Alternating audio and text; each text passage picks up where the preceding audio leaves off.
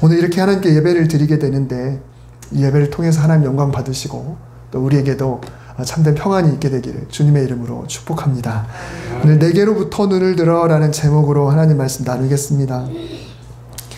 사실 저는 주일날 이 앞에 서 있으면서도 생각이 참 많습니다.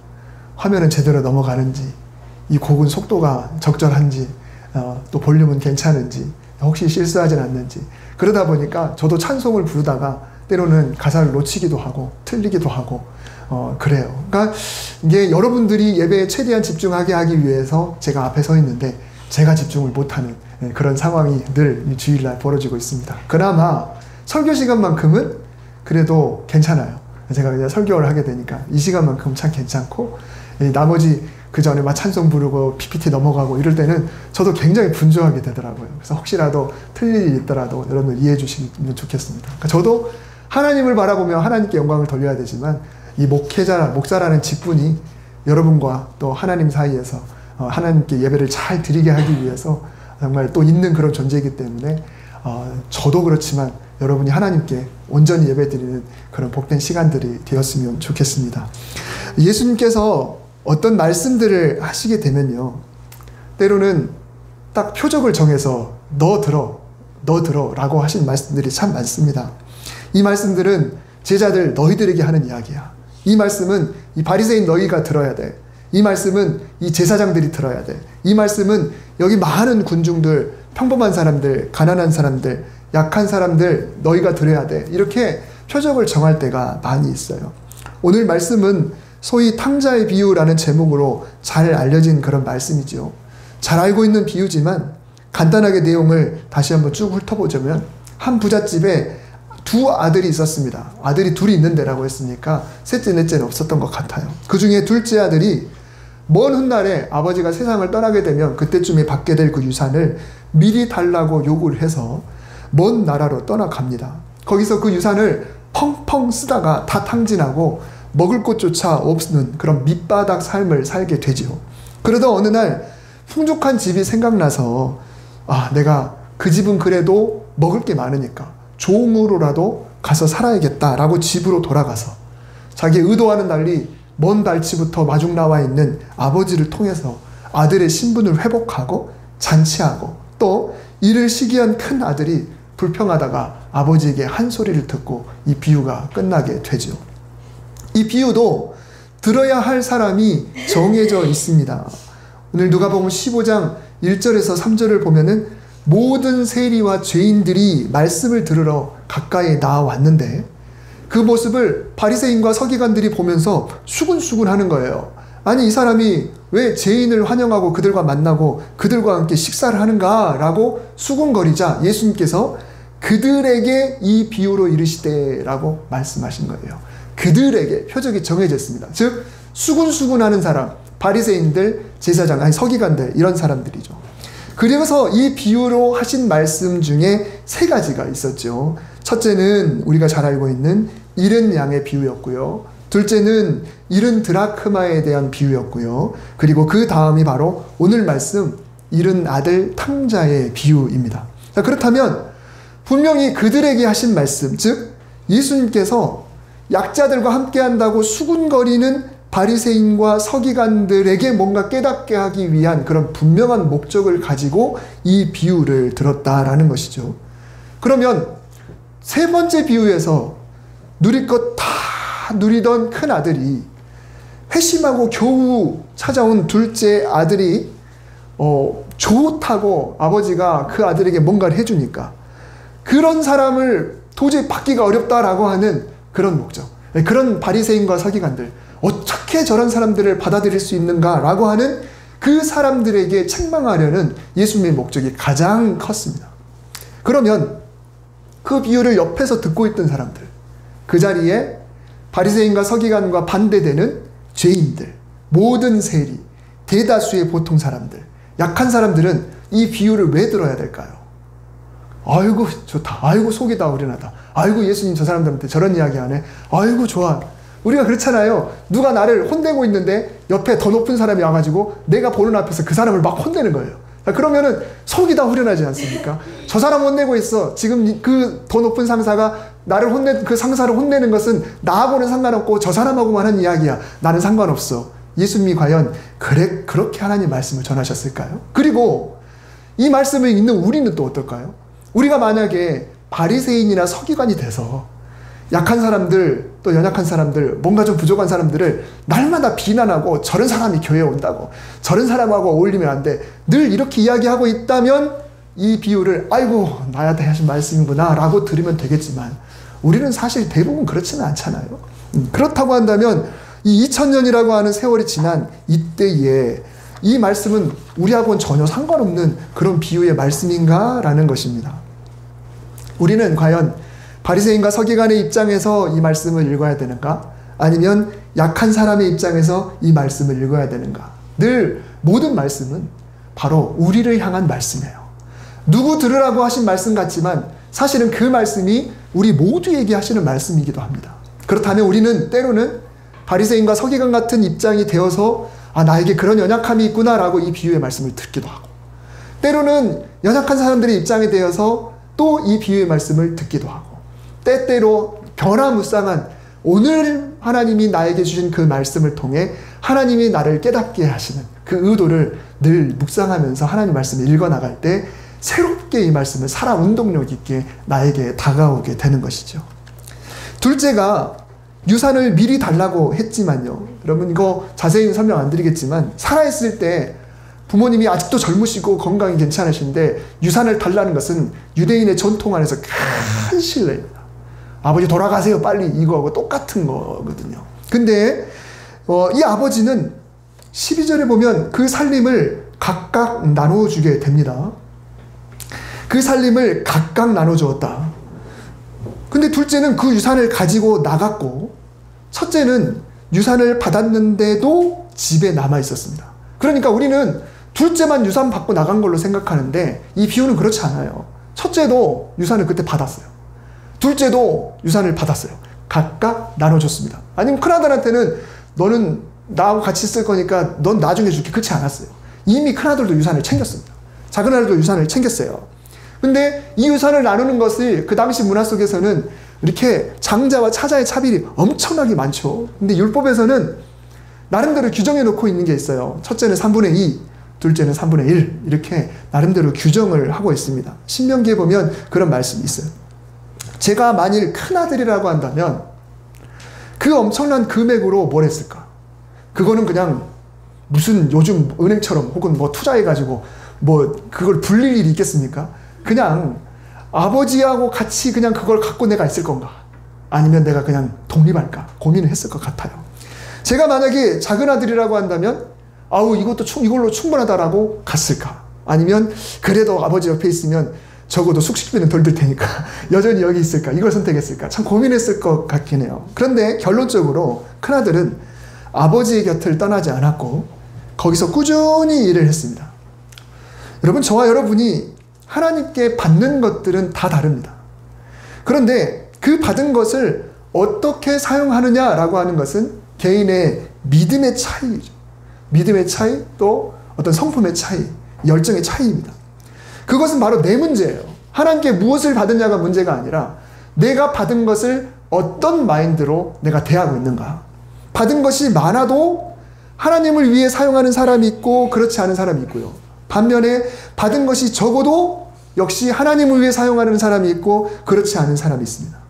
받은 우리가 남들과 비교하면서 상대적인 부분을 따질 수도 있겠지만 주신 하나님의 입장에서는 내가 준 거에 대해서 얼마나 감사하고 있을까? 이것을 하나님이 늘 보시는 거죠.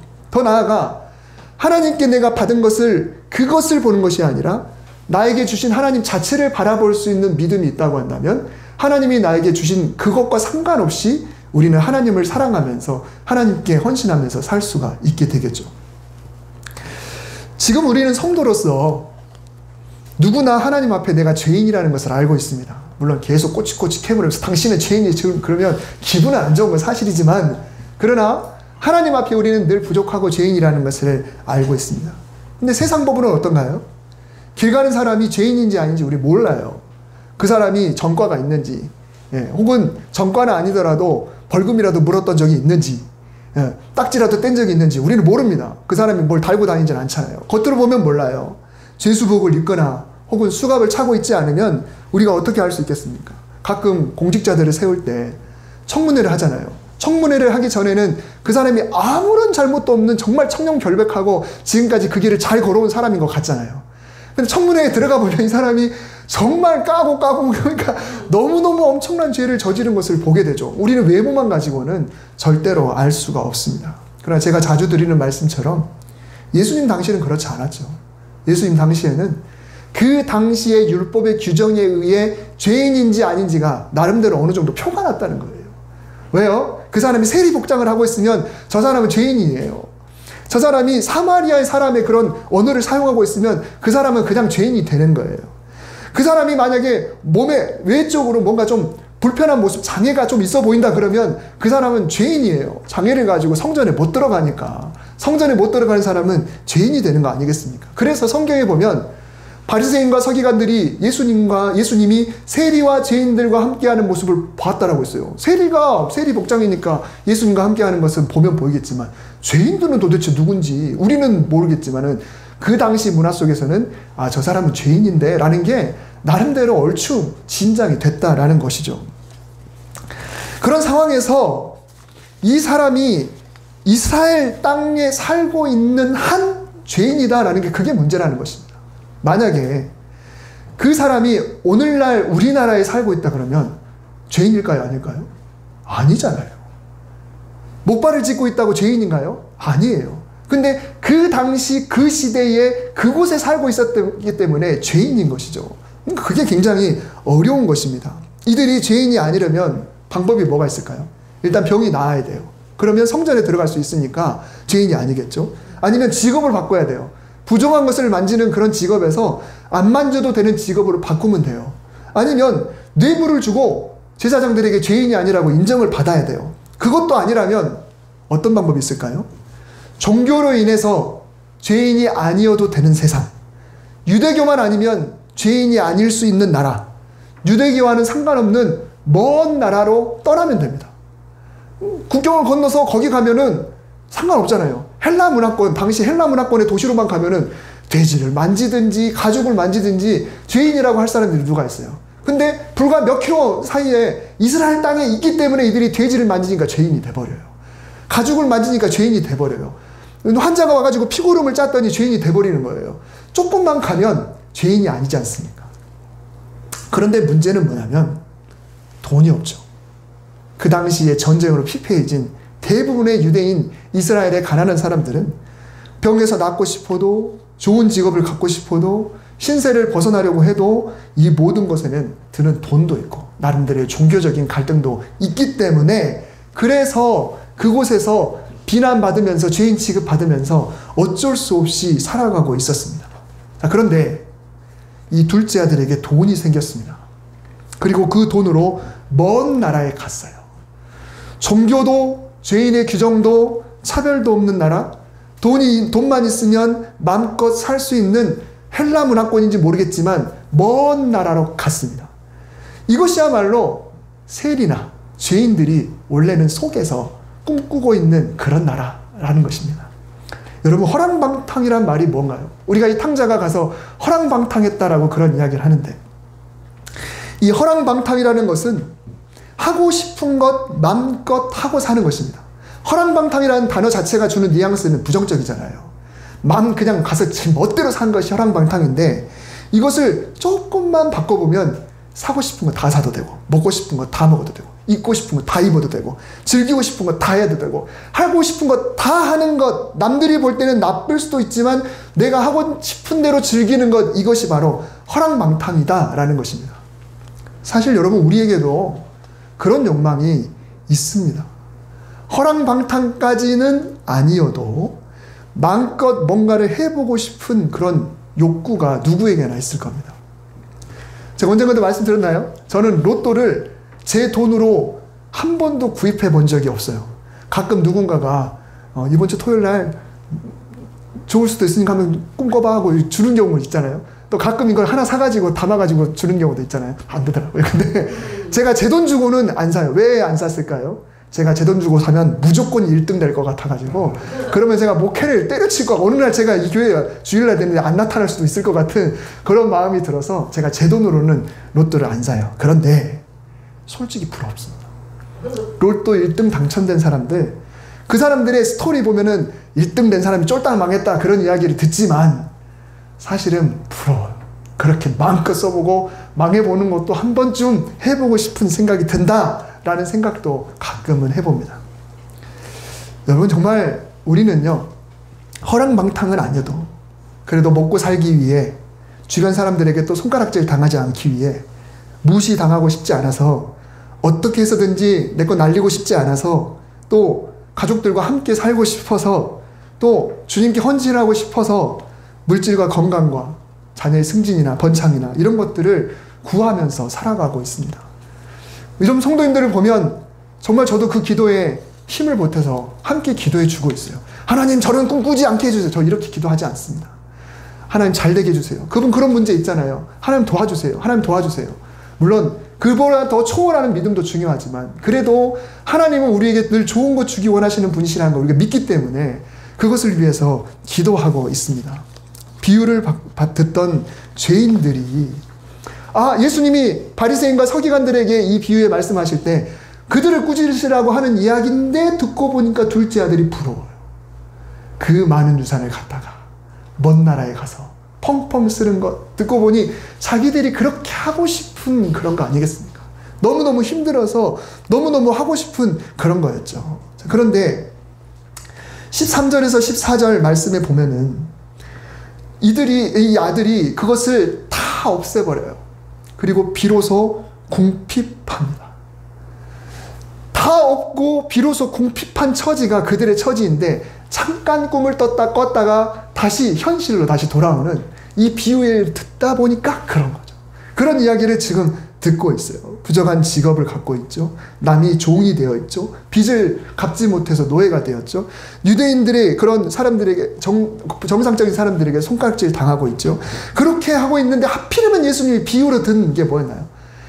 돼지 치는 거. 하필이면 유대인들이 율법에 의해서 정말 천대시하는 그 돼지를 치는 그 직업으로 그 아들을 완전히 그냥 곤두박질 쳐버렸으니까 이 비유를 듣던 이 사람들의 마음이 얼마나 그렇겠습니까? 이만큼 올려놨다가 이만큼 꺾어버리는 그 이야기를 듣고 있는 거죠.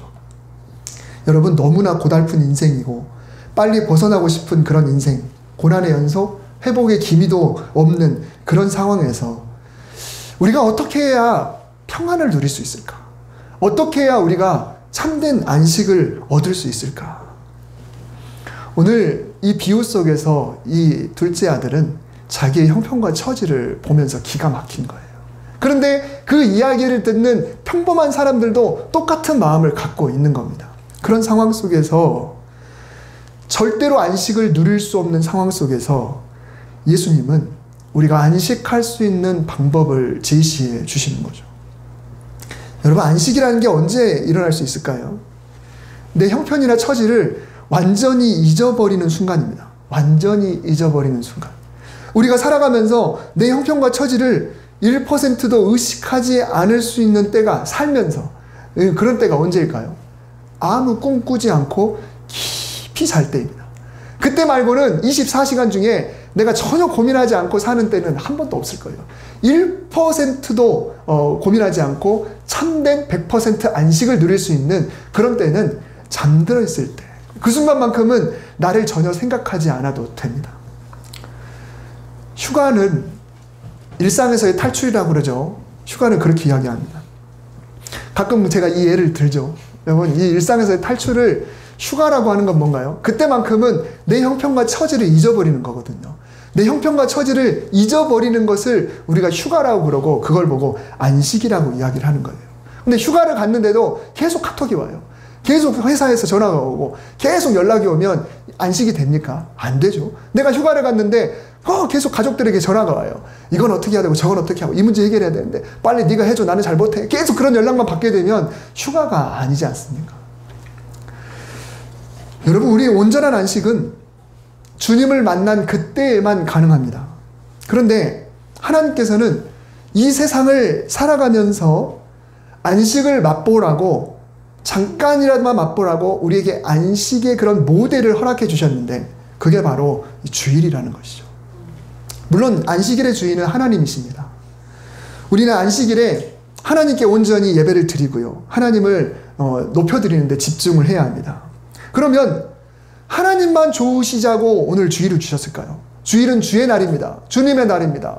하나님이 쉬셨으니까 하나님만 좋으시라고 이 날을 주셨습니까? 그렇지 않습니다.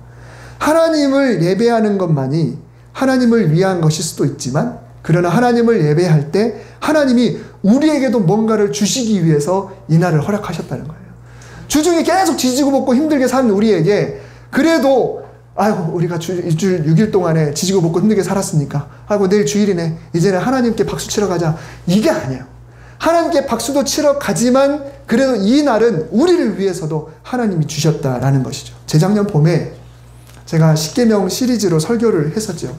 그러면서 이 제4계명 안식일 이야기를 했습니다. 저도 어제 이 설교 준비를 하면서 그때 내가 뭐라고 설교했지 라고 영상을 처음부터 끝까지 쭉 다시 한번 돌려봤어요.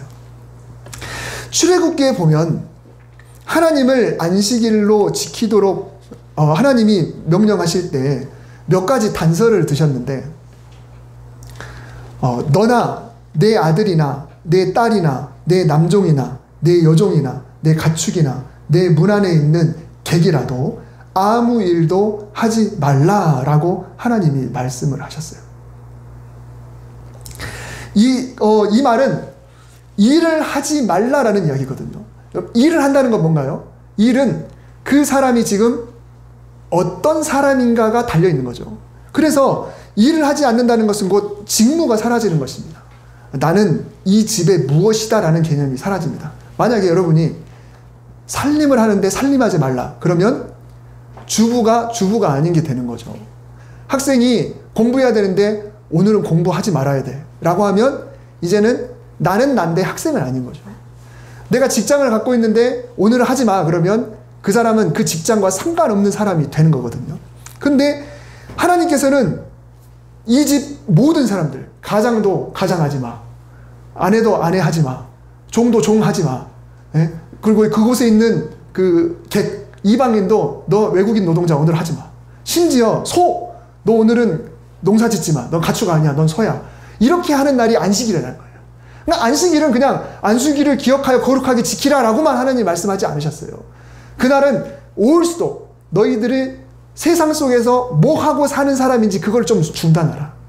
세상 속에서 뭐 하고 사는 사람인지를 중단해라. 세상 속에서 뭐 하는 사람이 되면 너는 누군가 의해서 저 사람 뭐 하는 사람 저 사람 뭐 하는 사람. 제가 만약에 집에 갔는데 제 아내가 이제 찌개를 끓여줬다고 쳐요. 근데 나 이 찌개 맞고 항상 이 찌개지 다른 것 좀 먹고 싶은데 라고 했으면 제 아내는 나에 의해서 규정된 어떤 사람이 되는 거잖아요. 그러니까 그날만큼은 누군가에 의해서 평가받거나 누군가에 의해서 규정받는 그런 사람이 되지 말고 그냥 너 하나가 되는 거다. 너 자체가 되는 날이다. 그날이 바로 안식일이다 라고 하나님이 말씀해 주시는 거예요. 십계명을 들여다보면 그 뒤에 조항들이 거의 없습니다. 너 이렇게 해라 그러면 이렇게 될 것이다. 너 이렇게 해라 그러면 이렇게 될 것이다. 그런 조항들이 있는 계명이 그렇게 많지 않아요. 근데 그 중에 이 안식일 계명은 하나님이 특별히 조항을 달아 놓으셨습니다. 그때만큼은 그 집에서 일하는 소는 자유를 누리는 거고요. 그날만큼은 눈칫밥 먹던 그런 외국인도 그날만큼은 하나의 인간이 되는 것입니다. 그게 바로 안식일이죠. 여러분 세상 속에서는 내가 나를 바라보게 돼요. 그리고 누군가가 나를 바라보게 돼요. 저 사람이 나를 어떻게 볼까? 저 사람이 내가 입은 옷을 어떻게 보게 될까? 저 사람이 내가 하는 일에 대해서 어떻게 보게 되지? 저 사람이 나의 외모를 어떻게 평가할까? 내가 일을 잘했다고 할까? 내가 이 말을 잘했다고 할까? 이렇게 생각하고 있을 때 주의 날, 이 날만큼은 그거 하지 말라는 거죠. 그것은 곧 내가 남의 시선 생각하지 않고 또 내가 나를 바라보지 않고 나는 왜 이 모양일까? 나는 왜 이거 해도 안 될까? 나는 왜 이렇지? 라고 하는 나를 바라보는 나의 시선도 걷어버리는 날이 바로 주일이다라는 것입니다. 나를 자꾸 바라보게 되면 우리는 늘 근심에 빠질 수 있습니다. 여러분 솔직히 이 허랑방탕이라는 것은 부러워요. 자꾸 세상 속에서 아무리 좋은 것을 얻는다 해도 진정한 쉼은 있을 수가 없습니다. 오늘날 나를 돌아보니까 현실을 직시하니까 너무 허무할 뿐입니다. 그래서 그 허무한 이 둘째가 자기를 바라보던 그 시선을 아버지께로 돌리기 시작했어요. 아버지를 바라보면서 내 아버지 집에는 얼마나 풍족한 게 많은가. 나를 바라보고 이곳에서 다 날려버리고 정말 이 돼지치는 열매 이것을 먹으면서 이 비참한 내 현실을 바라보던 나를 바라보던 내 시선을 하나님께로 돌리는 대전환이 일어났다라는 것입니다. 여러분, 그러면 큰아들은 어떨까요? 이 큰아들은 그것을 허비하지 않고 정말 아버지 앞에서 성실하게 살았습니다. 다 가지고 있어요. 자, 그런데 이 큰아들도 자기를 바라보니까 아버지가 미운 거예요. 나는 여기서 이렇게 열심히 최선을 다해서 일하고 있는데 도대체 아버지는 왜 이렇게 하는 걸까? 지금 나는 이러고 있는데 왜 아버지는 이렇게 하는 것일까? 그래서 아버지가 잔치를 차려주셨을 때, 둘째 아들에게 잔치를 치러줬을 때 이렇게 이야기하죠. 내가 여러 해 아버지를 섬겨 명을 어김이 없거늘. 여러분, 여기서 섬긴다고 할 때 이 아들이 선택한 단어가 굉장히 중요해요. 내가 여러 해 아버지를 섬겨. 여러분, 여기서 이 섬긴다라는 말은요, 헬라어 그 원어에서 부모를 공경하고 사랑하고 순종하면서 그렇게 우러나오는 그 섬긴다는 단어가 아니에요. 여기서 이 섬긴다는 단어는 단지 종이 주인에게 하는 그 단어를 선택했습니다. 그러니까 큰아들이 내가 여러 해 아버지를 섬겼잖아요. 명을 어긴 적이 없잖아요. 라고 할 때 자식으로 아버지를 사랑하는 마음, 또 아버지의 사랑을 받는 그 마음으로 내가 부모님을 사랑으로 섬겨서 이렇게 여러 해 동안 일을 했는데 이렇게 하지 않았어요. 내가 단지 종처럼 노예처럼 복종하고 명령을 따르고 이렇게 산 해가 한두 해가 아닙니다라고 이야기를 한 거예요. 아무리 큰 유산을 소유하고 있어도 자기 자신을 그렇게 바라보고 있었던 거예요. 나는 종이다. 나는 노예다. 나는 명령에 복종하는 사람이다. 라고 자기를 그렇게 바라보고 있었던 것이죠. 그러니 풍족한 중에도 안식이 없었다는 겁니다. 둘째는 없는 중에 그 형편처지를 바라보면서 안식이 없었고, 첫째는 풍족한 중에도 자기를 잘못 바라보는 그 시선 때문에 안식이 없었다라는 것입니다. 둘째 아들이 자기 형편을 보던 눈을 아버지께로 돌리기로 했습니다. 일어나 아버지께로 가기로 했어요. 이 장면을 보고 물론 첫 번째 개념은 회개의 개념이 맞습니다. 내가 아버지 속을 썩이고 밖에 나가서 내 마음대로 죄 짓고 허랑방탕하다가 드디어 천부여 의지없어서 손들고 옵니다 라고 하는 그 회개의 의미가 있어요. 그러나 절대로 간과할 수 없는 중요한 두 번째 의미가 바로 나로부터 시선을 아버지께로 돌렸다라는 것입니다. 이것이 참된 안식의 지름길이다라는 거예요. 아버지는 둘째 아들의 형편을 보지 않았습니다. 네가 나를 바라봤네. 네가 나를 바라봤네. 그것으로 끝나는 거예요. 그래서 이 아버지는 큰아들에게도 그걸 요구하는 거예요. 네 동생이야. 내 사랑하는 아들인데 왜 너는 지금 너를 보면서 네가 부당한 대우를 받았다고, 네가 돈은 많지만 네가 종이라고 여기면서 네 스스로를 바라보고 있는지 나를 봐야지 라고 큰아들에게 요구하고 있는 거예요. 둘째 아들이 이제 참된 안식을 누릴 텐데 너도 여기에 함께 참여해서 내가 베풀어준 이 잔치, 이게 곧 주일이고 안식일인데 이 잔치에 너도 참여해서 그래서 참된 안식을 누려보거라 라고 아버지가 말을 하고 있는 것입니다. 여러분, 시선이라는 곡이 있어요. 내게로부터 눈을 들어. 제가 가사를 1절만 한번 읽어드리겠습니다. 내게로부터 눈을 들어 주를 보기 시작할 때 그때 주의 일을 볼 것입니다. 내 작은 마음 돌이키사 하늘의 꿈을 꾸게 하네 주님을 볼 때. 모든 시선을 주님께 드리고 살아계신 하나님을 느낄 때 내 삶은 주의 역사가 되고 하나님이 일하기 시작하네. 여러분, 주님을 볼 때 이런 일이 일어난다. 나를 바라보던 그 시선, 내게로부터 눈을 들어 주님을 바라볼 때 그때 하나님의 일은 역사가 된다라는 이 가사를 우리가 좀 마음에 담았으면 좋겠습니다. 하나님을 바라본다는 것은 내 형편과 처지를 보지 않겠다는 것입니다. 하나님을 바라보면 나에게는 쉼이 있습니다. 주일마다 이런 은혜가 있었으면 좋겠고요.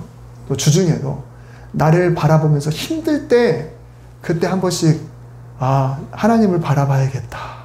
물론 하나님은 하늘에 계시지 않지만 어디에나 계시지만 이때 내가 하나님을 떠올릴 수 있다라고 한다면 나를 옥죄이게 하는 그 어떤 시선, 내가 바라보는 시선마저도 다 사라지게 되고 하나님으로 인해 우리에게 평안이 있게 될 것입니다. 내가 보는 나 대신 하나님을 바라보는 나, 그리고 하나님을 앙망하는 내가 될 때 우리에게 참된 안식이 있게 될 줄 믿습니다. 기도하겠습니다. 하나님이 주일 여전히 우리 마음속에 생각이 많습니다. 아직도 해결하지 못한 문제가 있고 지난 주 중에 일어났던 일 중에 여전히 속상한 것도 있고 여전히 숙제가 있습니다. 하나님께서 강제로 오늘만큼은 그거 하지 말라고 말씀하시면서 그렇게 해서라도 우리가 하나님을 바라보도록 십계명 속에 하나님이 넣어주셨습니다. 우리 둘째 아들은 하나님을 바라봤고 큰아들은 여전히 자기를 종으로 바라봤습니다. 하나님, 우리가 어떻게 할 때 우리에게 안식이 있는지, 참된 평안이 있는지 우리 스스로를 돌아보고 힘들 때마다 하나님을 보게 하시옵소서. 괴로울 때마다 하나님을 보게 하여 주옵소서. 나를 바라보는 시선을 돌려 주님을 바라볼 때 우리에게 평안이 넘칠 줄 믿습니다. 그 평강이 오늘 예배를 통하여 우리에게 충만히 임하도록 축복하여 주시옵소서. 예수님의 이름으로 기도드립니다. 아멘.